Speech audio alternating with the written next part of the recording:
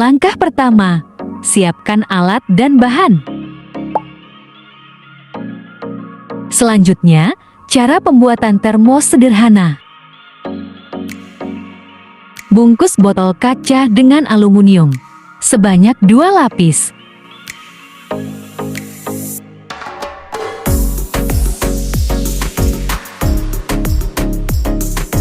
Setelah semuanya terbungkus, rekatkan dengan isolasi.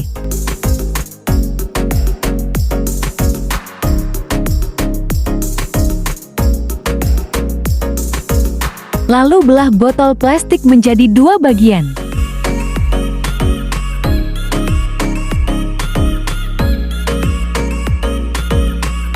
Setelah terbelah, masukkan kapas hingga seluruh bagian pinggir dalam botol plastik tertutup.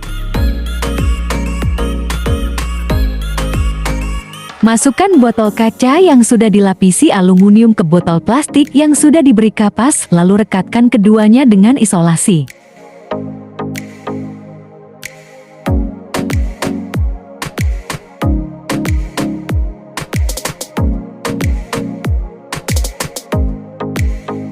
Bungkus botol plastik dengan aluminium dan rekatkan dengan isolasi. Saatnya melakukan percobaan. Masukkan air panas ke termos. 30 menit kemudian. Air masih tetap panas setelah 30 menit.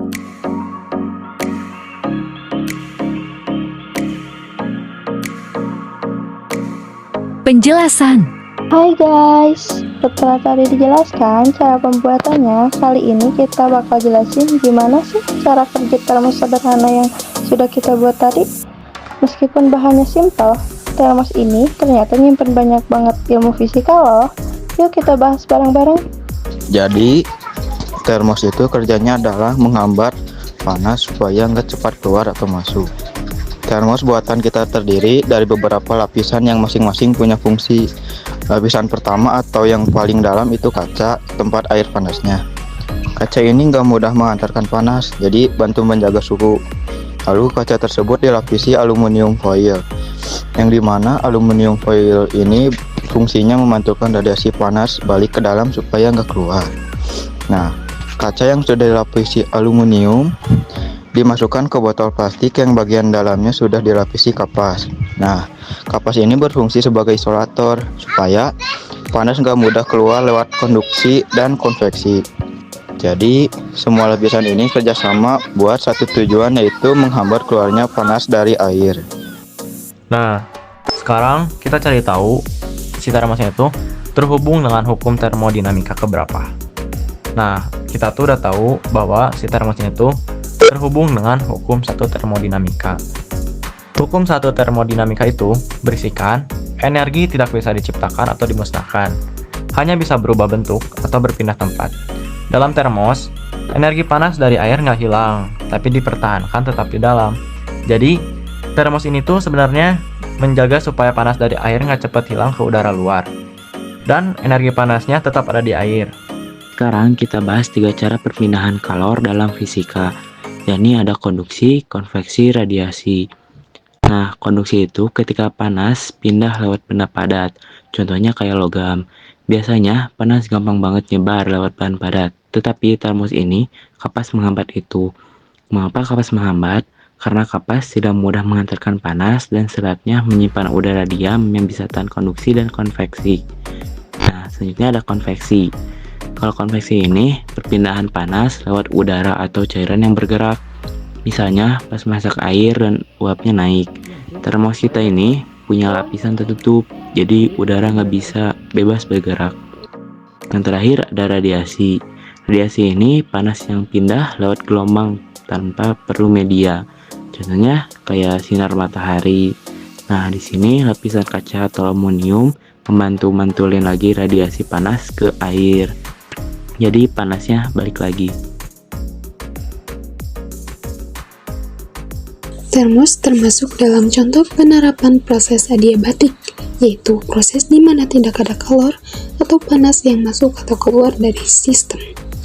Meskipun termos tidak sepenuhnya adiabatik, tapi desainnya mendekati sistem tertutup yang mampu menghambat perpindahan kalor. Artinya, kalor dijaga agar tidak banyak keluar atau masuk sehingga air panas atau dingin di dalamnya bisa bertahan lebih lama suhunya. Dalam proses adiabatik berlaku rumus loh, yaitu Q sama dengan delta U plus W, di mana Q adalah kalor, delta U adalah perubahan energi dalam, dan W adalah usaha. Karena pada proses adiabatik tidak ada kalor yang masuk atau keluar, jadi Q-nya itu sama dengan 0. Maka rumusnya 0 sama dengan delta U plus W, atau W sama dengan negatif delta U. Artinya, jika sistem melakukan usaha, W-nya itu bernilai positif. Karena ada usaha, maka energinya akan berkurang, dan delta U-nya menjadi negatif, ataupun sebaliknya. Kita udah coba ya tuangin air panas ke dalam termos buatan kita, dan 30 menit pertama, panasnya tuh masih terasa sama. Namun setelah 2 jam, airnya sudah mulai hangat. Itu karena semua sistem tadi bekerja bareng-bareng untuk memperlambat keluarnya kalor.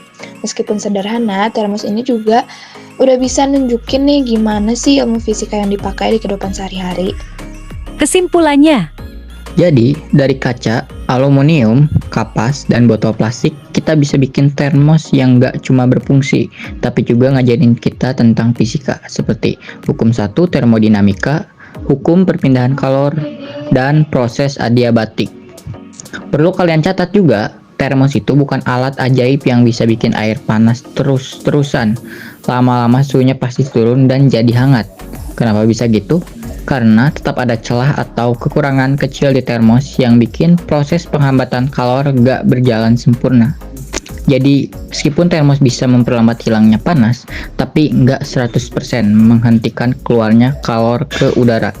Ingat ya, termos itu bukan sulap. Panas dari air tetap bisa bocor sedikit demi sedikit lewat celah atau bahan isolasi yang kurang sempurna. Makanya lama-lama air pasti menjadi hangat juga.